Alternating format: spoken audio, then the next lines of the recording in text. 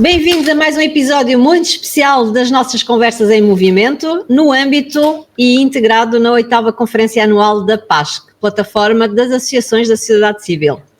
A AMM tem procurado contribuir para esta conferência, trazendo especialistas cujas experiências práticas e conhecimento acumulado são essenciais para compreender as dinâmicas da floresta portuguesa. Hoje temos a honra de receber o Otávio Ferreira, engenheiro silvicultor, natural de Mação e uma das figuras de referência na administração e gestão florestal em Portugal.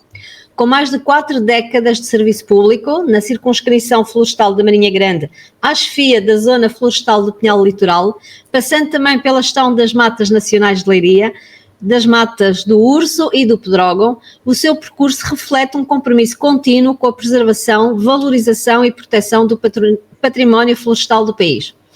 Participou em dezenas de comissões e grupos de trabalho, nacionais e internacionais, e foi um dos mais experientes responsáveis operacionais na prevenção e detecção de incêndios no Distrito de Leiria. É um privilégio tê-lo aqui connosco hoje para mais uma conversa esclarecedora sobre a evolução destas políticas florestais, da prevenção estrutural e do futuro das nossas matas.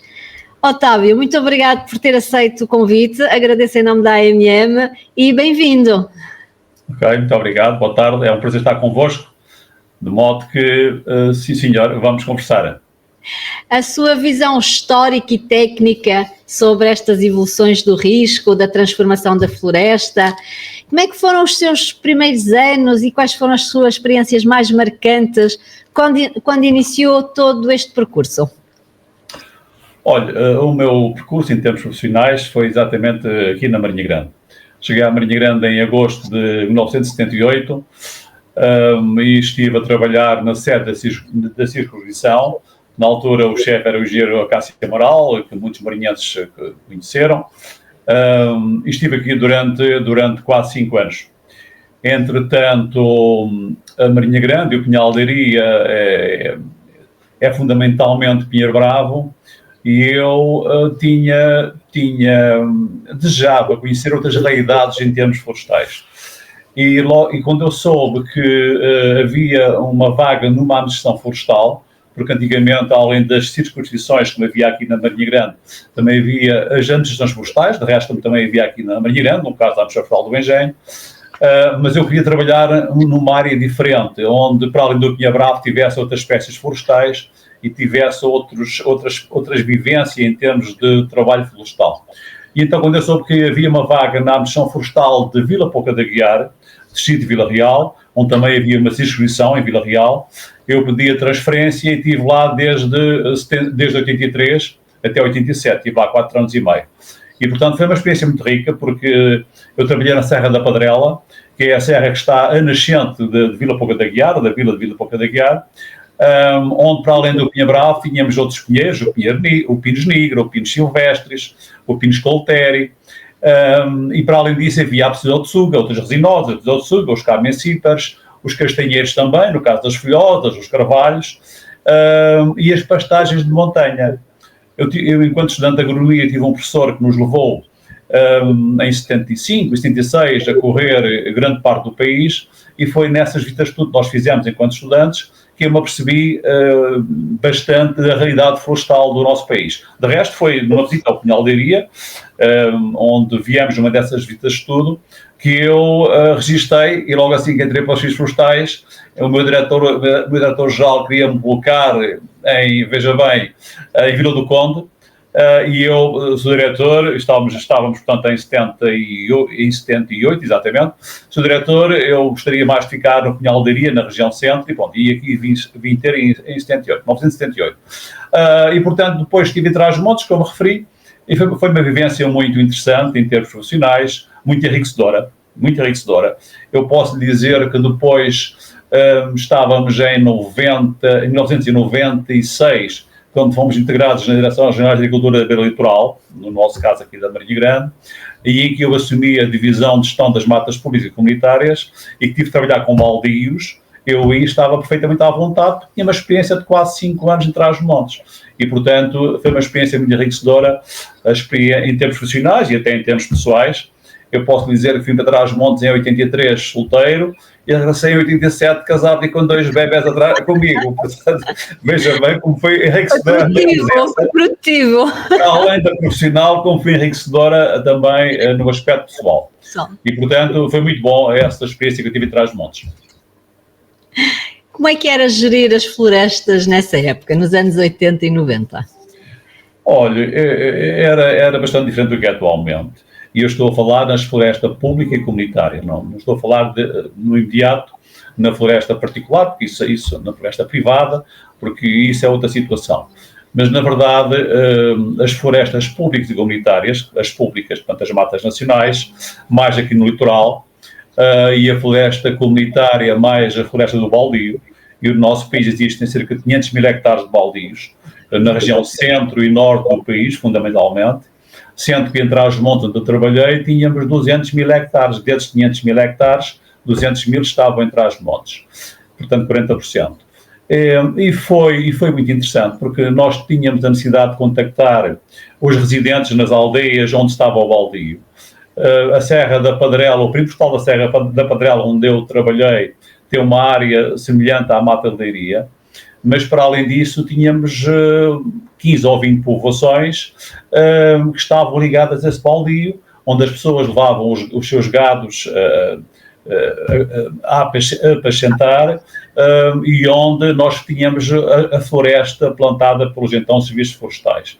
E nessa organização havia, na verdade, a administração florestal de Vila Pouca de Aguiar, já o referi, onde eu tinha uma equipa de 48 pessoas, 12 guardas florestais, 30 trabalhadores rurais, e também alguns funcionários administrativos, e, portanto, tínhamos um orçamento anual, e esse orçamento anual permitia-nos realizar trabalhos. E, portanto, havia esta hierarquia, localmente a administração florestal, depois a circunscrição, e depois em Lisboa a Direção-Geral das Florestas. Esta estrutura foi alterada em 1991, com a extinção dos serviços florestais, tal como eles funcionaram durante quase 100 anos. Veja bem, isto é 91. Em 96 fomos integrados nas Direções Regionais da Agricultura. No caso da Marinha, na Direção-Geral da Agricultura da Beira Litoral, com sede em Coimbra. E os serviços florestais daí em Lisboa ficaram sem serviços regionais. É uma coisa também um pouco impensável, mas aconteceu. Entretanto, veio o ano 2003, foi um ano de muitos incêndios, em que ardeu uma grande área, e aí o governo de então entendeu recuar, e portanto voltou um pouco à organização anterior, embora muito diferente, mas neste momento, e na Marinha Grande, que é onde nós estamos, as coisas são totalmente diferentes do que eram nesses tempos. Eu posso dizer que quando cheguei à Marinha Grande, dia 1 de agosto de 1978, trabalhavam na circunscrição 200 pessoas, e agora, para a mesma área de trabalho, não sei se serão 20. São capazes de ser 20 e poucas pessoas. Portanto, veja bem como as coisas se alteraram radicalmente. Havia cá 40 guardas florestais, agora não há nenhum. Guardas florestais que ainda há um ou outro que reside aqui na Marinha, mas trabalha na GNR em Leiria. Os técnicos, que éramos 5 técnicos, agora é 1 ou 2 técnicos que está na Marinha Grande. E não há nenhuma capacidade de decisão, não há orçamento, enfim, as coisas foram alteradas radicalmente e eu penso que para pior. Olhando para trás e olhando para os dias de hoje, o que é que acha que realmente eram os maiores desafios à época e quais são os maiores desafios hoje em dia? Aquilo que realmente... Sim, vamos lá ver. À época, os maiores desafios era podemos fazer um trabalho melhorado, cada vez melhor em termos técnicos, com bons resultados em termos económicos e em termos sociais e também em termos de povoamentos florestais.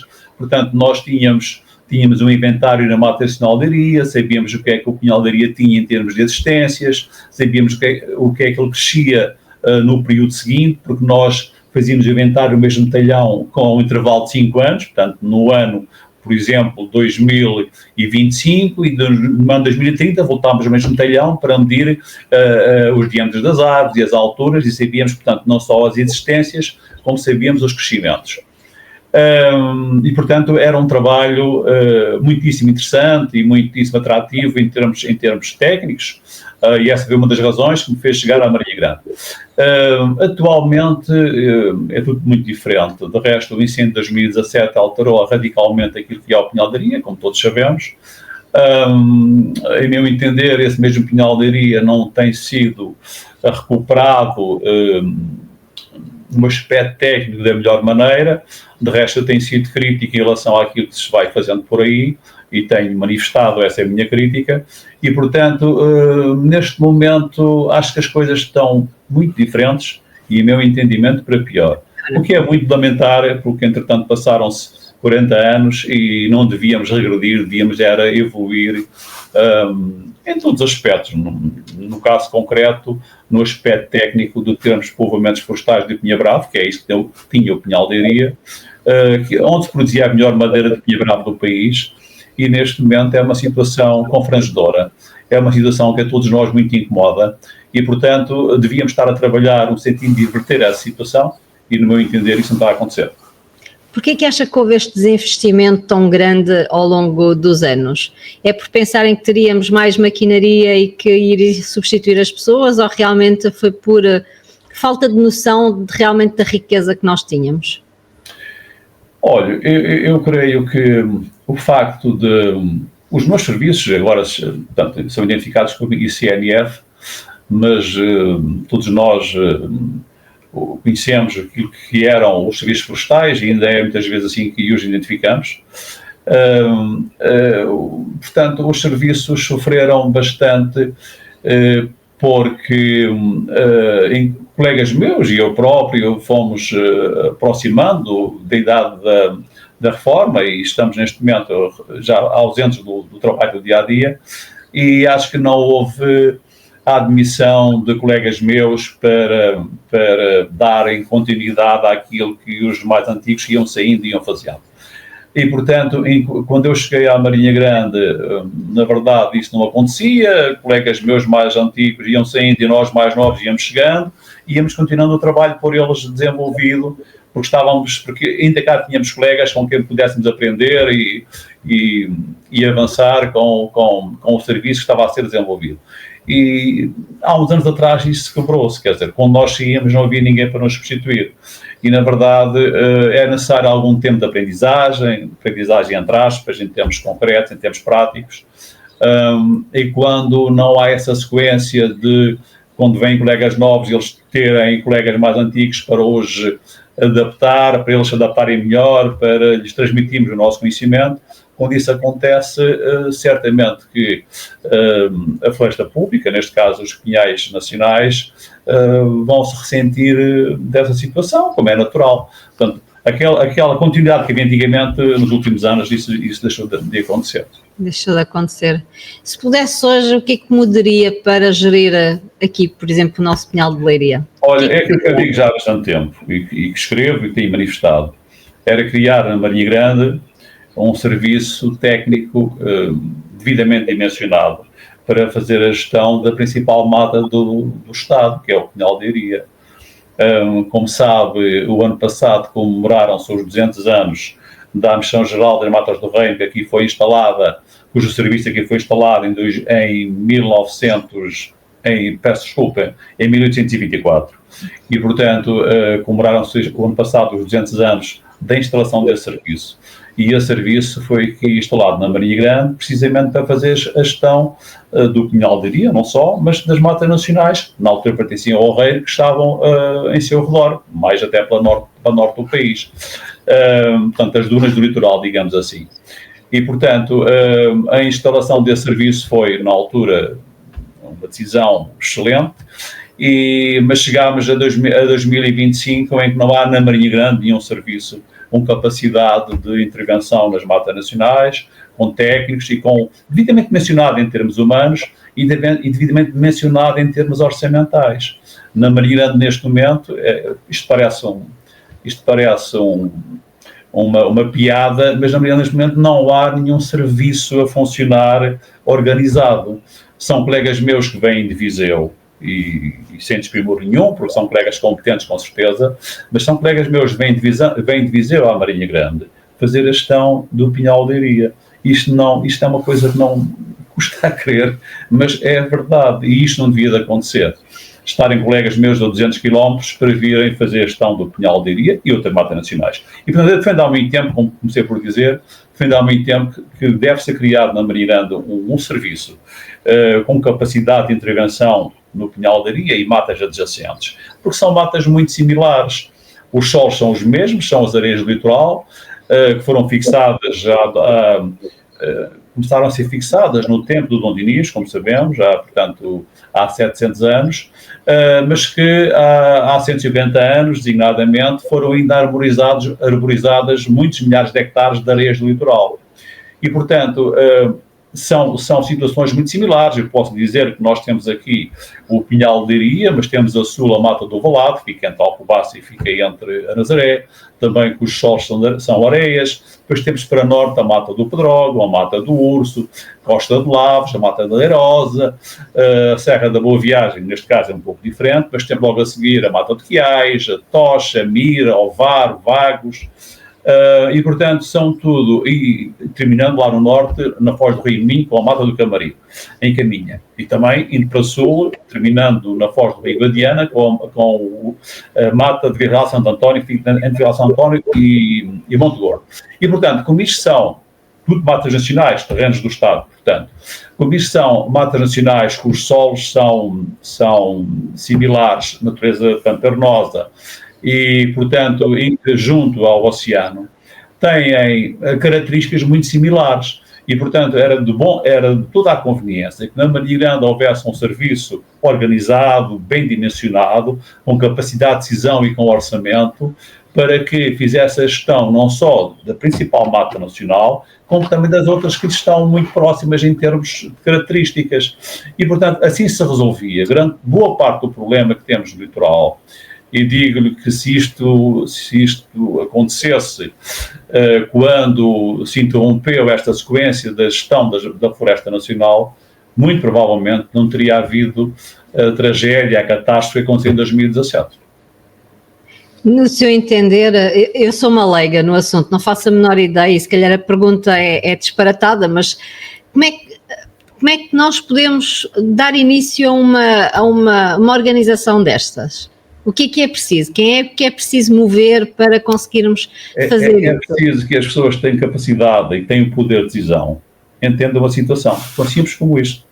Por exemplo, os nossos órgãos camarários poderiam pegar nesse processo para dar início, por exemplo?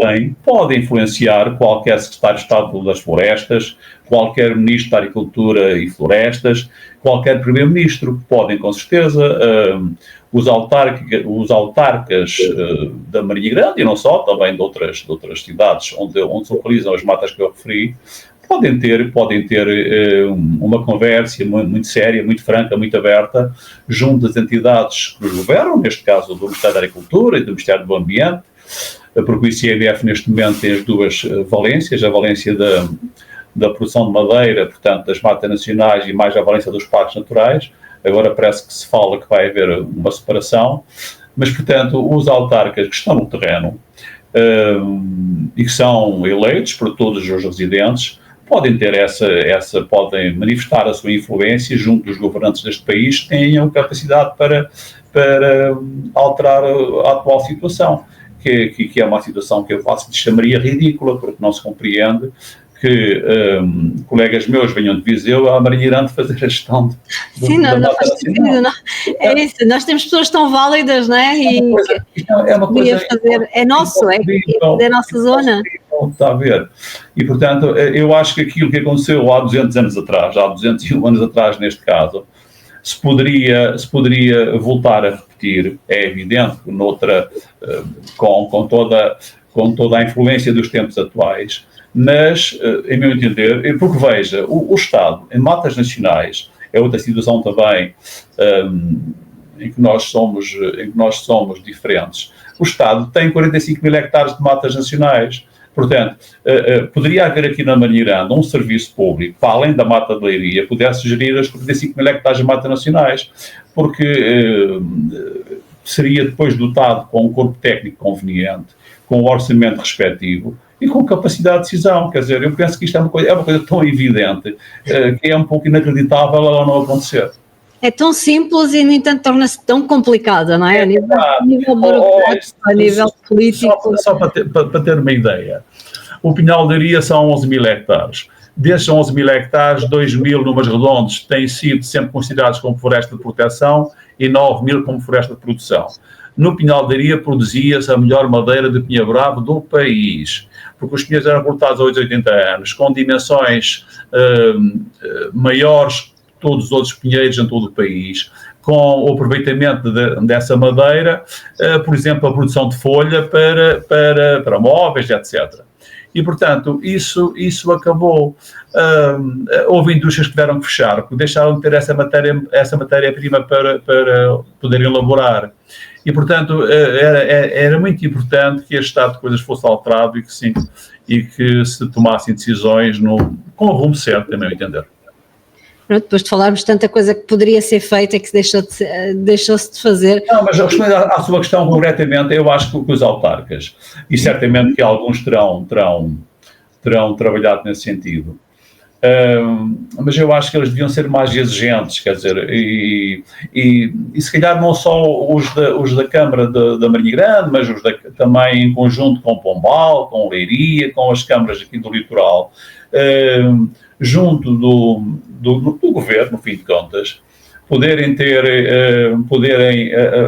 avançar com propostas nesse sentido, em criar aqui na Mariana um serviço de gestão das matas nacionais. Eu penso que isso era uma decisão muito fundamental. Então, apesar de estarmos só a falar de coisas que não estão a funcionar, o que é que ainda continua a funcionar corretamente? Porque acaba por se perguntar isso, não é? Afinal, o que é que ainda funciona? Estava a fazer perguntas difíceis. Estava a fazer perguntas difíceis. Bom, o que funcionará corretamente, olha, desde logo, será certamente o trabalho dos meus colegas que estão aqui na Marinha Grande e também, acredito que os que venham de Viseu, que vem de fora, de Coimbra e de Viseu, mas talvez mais de Viseu. O trabalho deles é certamente um trabalho competente, só que eles poderão não dispor dos meios próprios para inverter o estado de coisas. Olha, e o estado de coisas é desde logo o ICNF fazer plantações no Pinhal de Aria e essas plantações ficarem abandonadas. Eu posso lhe mostrar, nem é preciso irmos para muito longe, posso lhe mostrar talhões plantados há 3 anos, 4, 5, 6 anos e as árvores estão perdidas no meio do mato.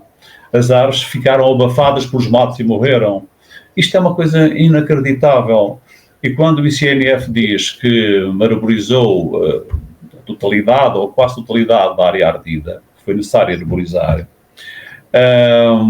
pode ter intervencionado e pode ter feito intervenções nesses talhões, mas muitos desses talhões ficaram abandonados e a plantação que se fez e que é considerada, digamos, área recuperada, não está recuperado, o talhão está recuperado porque as árvores perderam-se, estão secas, secaram entretanto, desapareceram, portanto não houve, por um lado, a chamada retancha, que é plantar no ano seguinte à plantação as falhas que acontecem sempre, como é natural, mas depois, nos anos que sucederam, não se ter feito a limpeza dos matos, o corte dos matos. E, portanto, como os matos se desenvolvem mais rapidamente que os pinheiros e como as plantas, as outras árvores são plantadas, os matos abafam os pinheiros e as outras árvores, outras plantas, e acabam por morrer. E, portanto, esse trabalho... Mas são coisas tão básicas e tão evidentes que, apesar da boa vontade dos meus colegas certamente a têm, podem não ter os meios necessários para resolver este tipo de coisas e também há uma falta de organização que eu acredito que Lisboa, a sede do ICNF, possa não acompanhar devidamente os trabalhos que estão aqui a ser realizados. Já estava agora... E estava aqui a pensar assim nos meus termos leigos, não é? De uma pessoa que tem aqui o quintal e que faz as coisas no quintal, sei lá, e depois da plantação dos pinheiros que é feita. Eu acho que uma coisa que se podia fazer é trabalhar em conjunto com os bombeiros, eles com os tanques de água ir passando e ir regando, não é? Porque agora com as alterações climáticas Claro. E o facto de eles passarem com os caminhões e com as carrinhas e com as cisternas, acaba por ir também abatendo o mato, né? que se vai crescendo, vai crescendo, não sei, isto é uma ideia romântica, se calhar, da coisa. Sim, não, mas ouça, Uma coisa assim desse género, não sei. A Francisca conhece bem, certamente, o Pinhal de Leiria, pelo menos não conhece em termos técnicos, mas conhece como marinhense que é, penso eu. E, portanto, quando nós ali em Pedrianos apanhamos a estrada que vai para a Ponte Nova e depois São Pedro de Moel, está a ver aquela reta muito comprida, e indo por essa estrada que foi então melhorada, cujo pavimento foi melhorado há 2 ou 3 anos atrás, indo por essa estrada, e depois no final da reta, em vez de virar para a Ponte Nova, se virar para norte, a caminho do Ponte da Crastinha, que é a chamada Estrada dos Vidreiros, se andar por aí, vê talhões e talhões e talhões e talhões arborizados já há médios adiantos, e vê-se que foram arborizados porque nota-se os regos onde foi feita a plantação, e você olha para os talhões, só lá vê mato.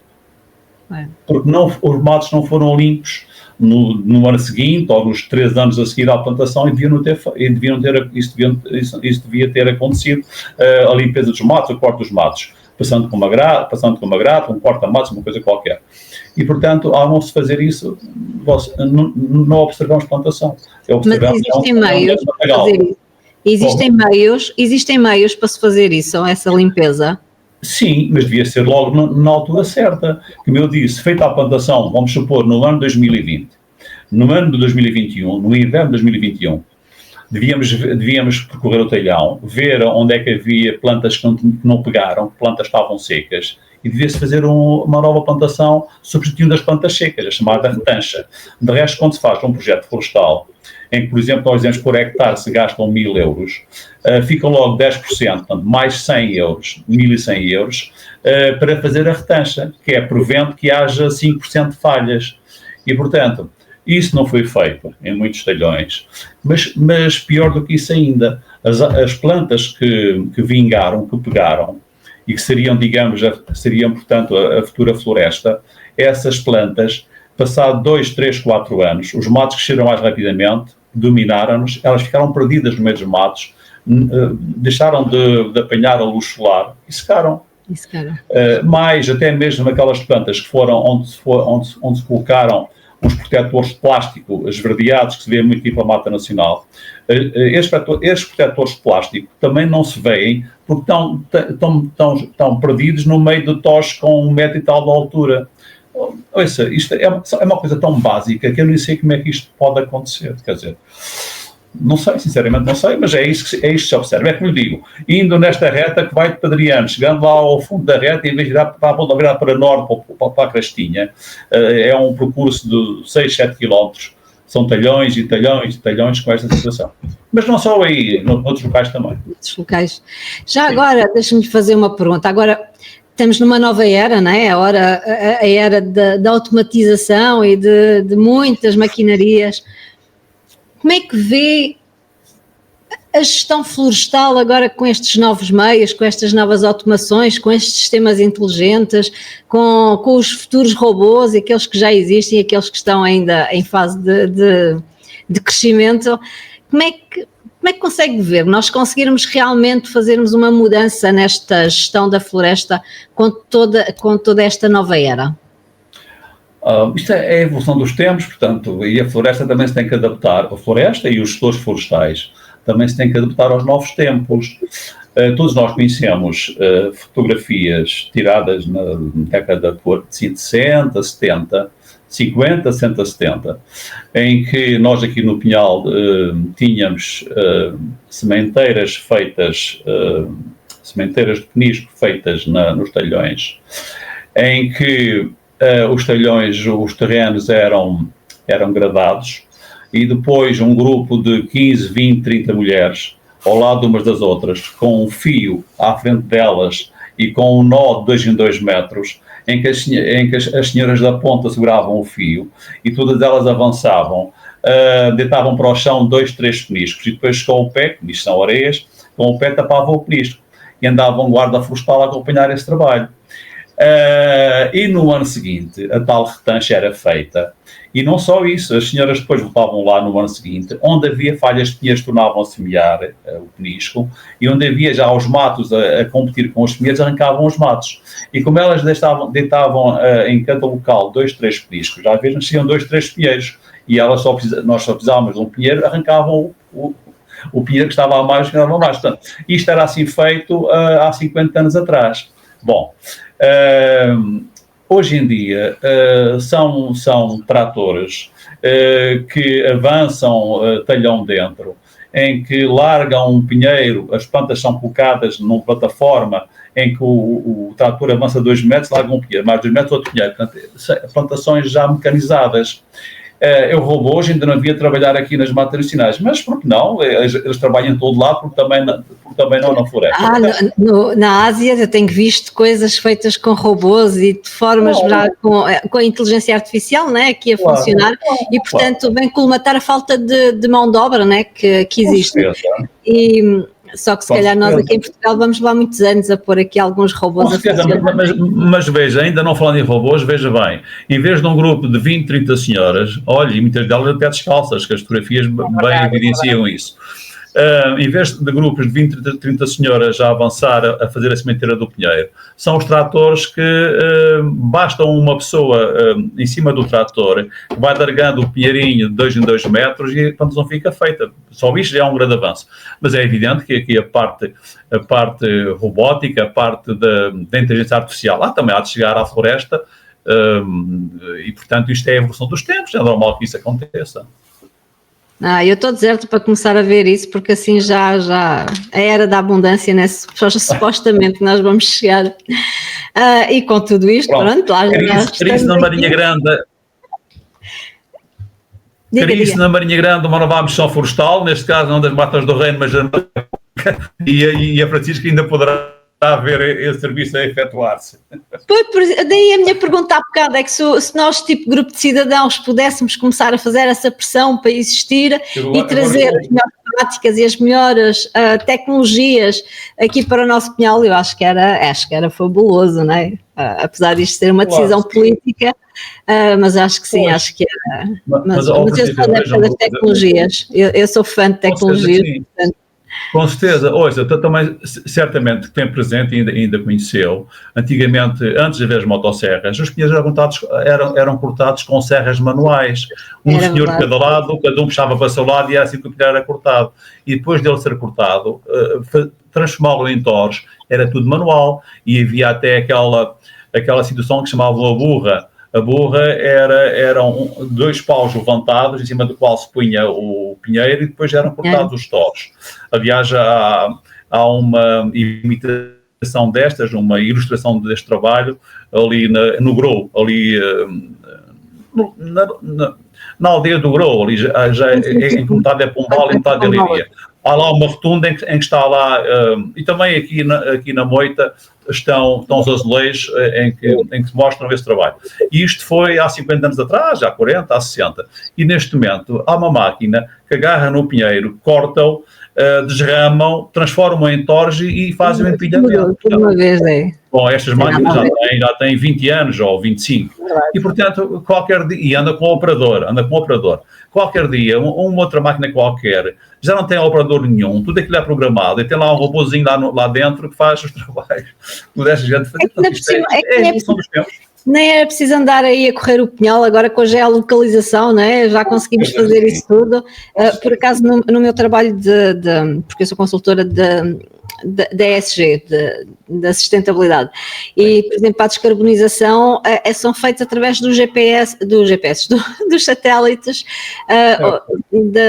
onde é que são feitas as coisas, por causa dos créditos de carbono, e aquilo é muito interessante porque qualquer empresa pode usufruir e tem de usufruir disso para poder fazer os seus relatórios. Eu acho que em termos de tecnologia nós já temos tudo para começar, só realmente precisamos é de boa vontade para... Organização. Olha, o que eu acho que nós precisamos, aliás, em muitos setores do nosso país, e agora que se fala muito no SNS, o que nós precisamos é da organização. Nós somos muito bons no desenrascanço, passo o termo, e somos muito maus, em meu entender, na organização do nosso país, nos vários setores de atividades do nosso país. É isso, aí falhamos muitas vezes. E não há uma visão. Antigamente nós tínhamos uma visão de futuro e era feito com um planeamento a longo prazo, e hoje em dia não, são ciclos muito curtos, e aquilo que um fez, o outro não vai fazer porque não quer dar continuidade, pois são aqui os egos, acho eu, mas isto já sou eu, já é a minha interpretação disso. Otávio, foi um prazer tê-lo aqui, nós temos que encerrar este podcast, porque senão eu estaria aqui o resto da tarde também consigo na conversa. E hoje ainda vou estar a Lisboa, também me tenho que despachar. E portanto, já nos falou, a última pergunta era as suas expectativas e recomendações, mas pronto, acho que acabou por já encerrar com isto. E esperamos que realmente o nosso país se torne menos vulnerável a todas estas questões, mas mesmo assim, para terminar, só lhe vou pedir que deixe uma mensagem aos nossos decisores políticos, já que estivemos a falar nos nossos órgãos, deixe uma mensagem para eles, para ficar aqui bem registado para a memória futura. Os nossos decisores políticos, a mensagem que eu lhes posso deixar é no sentido de que, sendo nós um país de aptidão maioritariamente florestal, porque veja, números redondos, 1/3 do PIB tem aptidão agrícola e 2/3 tem aptidão ou florestal ou então de conservação da natureza, portanto zonas montanhosas, zonas pedregosas, zonas declivosas, em que não é viável a florestação. Mas 2/3, refiro, estão nesta dimensão de área não agricultável, digamos assim. E, portanto, tendo a floresta e os espaços florestais uma dimensão tão grande no nosso país, era bom que os nossos decisores políticos, os nossos governantes, de uma vez por todas, organizassem, não lhe vou chamar os serviços florestais, mas organizassem, portanto, a floresta do nosso país com uma estrutura capaz de a gerir devidamente. Quer não somente a floresta pública e comunitária, o caso dos baldios, quer a floresta privada. Portanto, que se organize, que se encontre um serviço que faça a intervenção nas áreas florestais de acordo com as normas técnicas atuais, portanto, com conhecimentos técnicos que existem neste momento, para que boa parte do nosso país, que neste momento está em semi-abandono, e veja-se a questão dos incêndios florestais e as áreas todos os anos eles dizimam, e portanto era bom que houvesse uma organização florestal para que isto não acontecesse, e cabe aos nossos governantes promoverem que existe esse serviço florestal nacional em benefício da floresta e em benefício de todos nós, no fim de contas, não é? Fica então este apelo. Da minha parte, em nome da Associação, Otávio Ferreira, muito obrigada por ter aceito este convite, e vemo-nos no sábado. Tragam as questões todas para colocar ao engenheiro Otávio no nosso evento do debate sobre os incêndios florestais, as ignições e as prevenções, que faz parte também da 8ª Conferência Nacional da Pasca, e portanto vai ser um grande evento, dia 13, todos os caminhos vão dar ao auditório da Marinha Grande, ao auditório da Biblioteca Municipal da Marinha Grande, e portanto espero vê-los por lá, vamos nos ver por lá. E Otávio, mais uma vez, muito obrigada por ter aceito o nosso convite, e até sábado, dia 13 de dezembro. Até sábado e sempre ao dispor, está bem? Muito obrigado. Ok, obrigada. Obrigado.